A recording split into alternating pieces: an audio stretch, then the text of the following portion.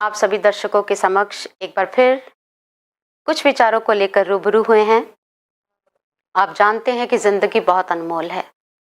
जिंदगी में सबसे कीमती चीज होती है रिश्ते, लेकिन इन रिश्तों की डोर बहुत नाजुक होती है। तनिक से झटके से टूटकर कब बिखर जाए रिश्ते कोई नहीं जानता। कई रिश्ते ऐसे होते हैं जिनको बहुत सहेज कर रखना होता है, और इन रिश्तों में सबसे संकीर्ण, सबसे सूक्ष्म, सबसे महान और सबसे ज्यादा विशाल विचारधारा वाला जो रिश्ता है, माता पिता का, पति पत्नी का रिश्ता होता है। आज ऐसे दौर से गुजर रही है कि व्यक्ति रिश्तों को संभाल नहीं पा रहा। आज के मानव समाज की अगर स्थिति पर दृष्टिपात करें तो बिखराव, तनाव, दरारें हर संबंध में दृष्टिगोचर हो रही हैं। आखिर हम जा कहाँ रहे हैं? कहीं संसाधनों को जुटाने के चक्कर में गृहस्थी दांव पर लग रही है, और कहीं ऐसी भौतिकतावाद की दौड़ में दाम्पत्य जीवन को भी दांव पर लगाया जा रहा है। हम दौड़ इसीलिए रहे थे कि हम कुछ प्राप्त कर पाएं, लेकिन जिस दौड़ से हमारा सब कुछ लुटता चला जा रहा हो, हमारे अनमोल संबंध बिखर रहे हो, रिश्तों में दरारें आ रही हो, तो उस दौड़ पर थोड़ा सा विराम चाहिए और इसकी दिशा को बदलने की जरूरत है।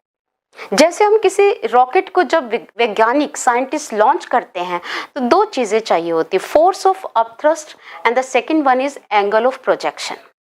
अगर आप रॉकेट में फोर्स तो भर दे, एनर्जी तो भर दे, लेकिन अगर आप उसे एंगल ना दे, डायरेक्शन ना दे कि रॉकेट को जाना किधर है, तो वो एनर्जी किस काम की। इसी प्रकार यही पैसा, ये संबंध, ये संसाधन, ये ऐश्वर्य हमारे रिश्तों को मजबूत बनाकर एक सुंदर जीवन जीने का आधार था। लेकिन आज इन पैसा, लग्जरीज, ऐश्वर्य, इन सबको पाने के चक्कर में जिन संबंधों को मजबूत करने के लिए, जिन रिश्तों को सुंदर तरीके से जीने के लिए हम काम कर रहे थे, वही हमारे जीवन की बाधा बन गए हैं। जानते हैं हमारे रिश्तों में तनाव क्यों है? हमारे रिश्ते बिखर क्यों रहे हैं? माता पिता के रिश्तों में, माँ पुत्र के रिश्तों में, पति पत्नी के संबंधों में दरारें क्यों आ रही है? आज थोड़ा गहरा चिंतन करने की जरूरत है, क्योंकि हम चिंतन नहीं करेंगे तो जड़ तक नहीं पहुंचेंगे, और समस्या की जड़ को अगर पकड़ेंगे नहीं तो समाधान कभी मिल ही नहीं सकता है। पहला कारण जो हमारे सामने आता है वो कारण है रिस्पॉन्सिबिलिटीज के प्रति अवेयर ना होना, अपनी जिम्मेवारी को अच्छी तरह से ना निभाना। माता पिता की जिम्मेवारी अपने संतान के प्रति होती है, और उनके डेडिकेशन के ऊपर कभी प्रश्न चिन्ह उठ ही नहीं सकता। वो अपनी जी तोड़ मेहनत करते हैं ताकि बच्चे को पालित पोषित करके एक श्रेष्ठ इंसान बना पाए, और बच्चे को वो पढ़ाते हैं, लिखाते हैं, पैरों पर खड़ा करते हैं। ये संबंध कुछ समय तक तो पानी के बहाव की तरह बड़ा सुंदर बह रहा होता है, लेकिन जब बच्चा यौवनावस्था की कगार पर है और इस पड़ाव पर पहुंच गया है कि उसे वैवाहिक मार्ग पर अभी कदम रखना है, उसकी जिंदगी में एक नए सदस्य का प्रवेश होने जा रहा है, उसकी पत्नी के रूप में। जब बच्चे का विवाह होता है तो वो यौवनावस्था को प्राप्त पुत्र अपनी पत्नी को समय देता है, क्योंकि वो एक नया संसार में प्रवेश करती है, एक पुराना संसार छोड़कर आती है, जहां माता पिता का दुलार, अपने संबंधियों का प्यार, अपने रिश्तेदारों का दुलार, उसने बहुत कुछ छोड़ा होता है एक नया संसार अपनाने के लिए।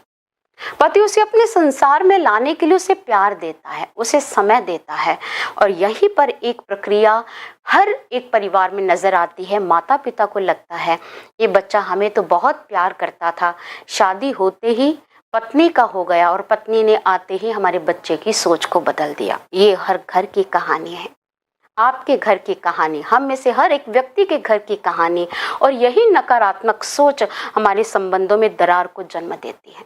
ये सच नहीं है, क्योंकि जो नई सदस्य आपके घर में प्रवेश हुई है, समय तो उसको भी चाहिए, और कुछ आपके पुत्र की नैसर्गिक आवश्यकताएं हैं जिसकी वजह से उसे पत्नी से समय लेता है, पत्नी को समय देता है। पर इसका मतलब ये नहीं होता कि बच्चा माता पिता से दूर हो गया। यहाँ पर माता पिता को इस स्थिति को समझने की आवश्यकता है कि जो समय पहले 4 घंटे मिलता था, ये आवश्यक है कि ये समय बटेगा, क्योंकि नई सदस्य को अगर समय नहीं मिलेगा तो वो आपको अपने घर में कैसे अपनत्व की भावना से जी पाएगी, आपको अपना कैसे बना पाएगी, आपके संसार को अपना संसार कैसे अपना पाएगी। यहाँ पर माता पिता को थोड़ा सा सोचना पड़ेगा, माँ को चिंतन करना पड़ेगा, बेटा नहीं बदला है, पत्नी को भी समय देना है। लेकिन अगर माँ का दृष्टिकोण ये कहता है कि बच्चा मेरे पास बैठता ही नहीं है, सारा समय पत्नी के पास जाता है, सारा समय पत्नी के ऊपर खर्च किया जा रहा है, बेटा मेरा ध्यान नहीं रख रहा, और अगर इस बात में सच्चाई है तो यहाँ पुत्र में कमी है, वो अपनी रिस्पॉन्सिबिलिटीज से भाग रहा है। वो इस बात को भूल गया है कि मेरे माता पिता ने अपने जीवन का अनमोल समय मुझे दिया था, विवाह के बाद भी उस समय में से कुछ समय का अधिकार मेरे माता पिता का है और मुझे उसे देना ही पड़ेगा। और वृद्धावस्था में तो माता पिता को अपनी संतान की ज्यादा आवश्यकता होती है, क्योंकि बूढ़े और बच्चे एक समान होते हैं। बुढ़ापे में माता पिता का मन बाल मन बन जाता है, उन्हें उतना ही स्नेह, उतना ही प्यार, उतना ही लगाव चाहिए होता है। इसलिए ना तो पुत्र को अपनी रिस्पॉन्सिबिलिटी से मुख मोड़ना चाहिए और ना ही माता पिता को स्थिति को समझने से मुख मोड़ना चाहिए। दोनों को यहाँ अपनी जिम्मेवारियों के प्रति अवेयर होना चाहिए।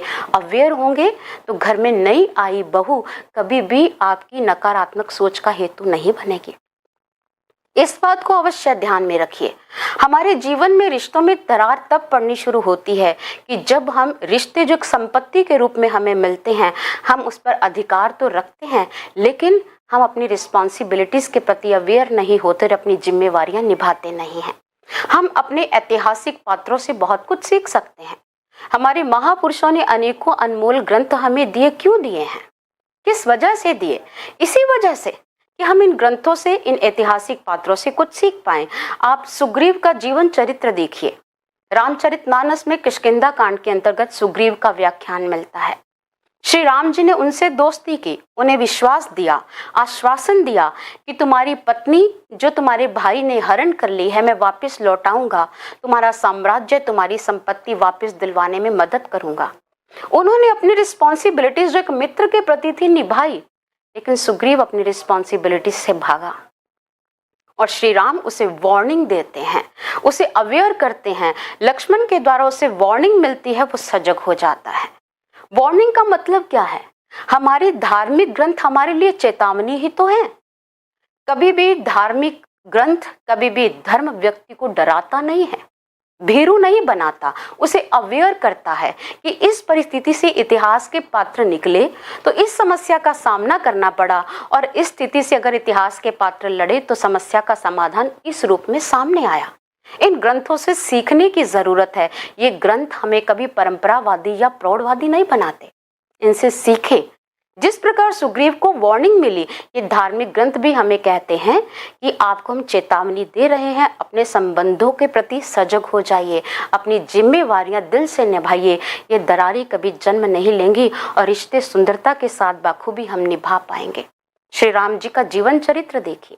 क्यों आज लोगों के लिए ये राइट एक्शन मैन का काम करते? R for right, A for action, M for man, इसी से बनता है राम। आखिर दुनिया को एक आदर्श व्यक्तित्व के रूप में राम मिले और उन्हें इतना ऊंचा दर्जा, इतनी ऊंची पदवी क्यों मिले? ये अपनी जिम्मेवारियों से कभी नहीं भागे। इन्होंने अपनी रिस्पॉन्सिबिलिटीज, अपने कर्तव्य अच्छी तरह निभाए। जब राज तिलक की घोषणा की तो राजा राम के रूप में राम इस पद को प्राप्त करने के लिए भी तैयार थे कि मैं ये जिम्मेवारी निभाऊंगा। और जब 2 वरदानों के अंतर्गत उन्हें वनवास मिला, वन का राज्य मिला, तब भी उन्होंने इस रिस्पॉन्सिबिलिटीज को, पिता को स्थिति से बाहर निकाला, इसे भी बखूबी निभाया। हम अपनी जिम्मेवारियों से कभी मुख ना मोड़े। अगर हम माँ हैं तो संतान के प्रति जिम्मेवारी से अवगत हों। अगर हम पत्नी हैं तो पति के प्रति हमारा क्या कर्तव्य बनता है, उससे मुख ना मोड़े। और अगर हम पति हैं तो पत्नी के प्रति हमारा क्या कर्तव्य है, हम उससे भी मुख ना मोड़े। रिश्तों को बारीकी के साथ निभाइए, संजीदगी के साथ निभाइए। बहुत नाजुक डोर है, टूटने ना पाए, इसे मजबूत कीजिए। इसलिए रिस्पॉन्सिबिलिटीज के प्रति अवेयर ना होना हमारे रिश्तों में दरारों का ये प्रथम कारण मुझे नजर आता है। और अगर इस प्रक्रिया के अंतर्गत हम और गहराई से चिंतन करें तो दूसरा कारण जो मुझे नजर आता है वो है अविश्वास। आप कहेंगे अविश्वास क्या है? अगर हम इसे संसद की भाषा में समझने की कोशिश करें तो संसद में अविश्वास प्रस्ताव रखा जाता है। ये एक ऐसा हथियार है जो विपक्ष की पार्टी को गिराने के लिए, उनकी सोच को, उनकी कार्यप्रणाली को गिराने के लिए इस्तेमाल किया जाता है। यानी कि अविश्वास का मतलब है बहुत से ऐसे लोगों का दल जो आपकी विचारधारा से सहमत ना हो, उसे अविश्वास कहा गया।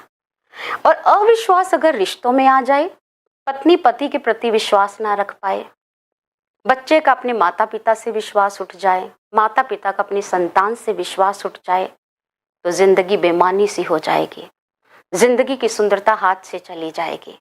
विश्वास बहुत जरूरी है। विश्वास कैसे? जैसे किसान इस विश्वास के बलबूते पर अपने खेतों में बुआई करता है कि मैं एक बहुत अच्छी लहलहाती फसल देख पाऊंगा,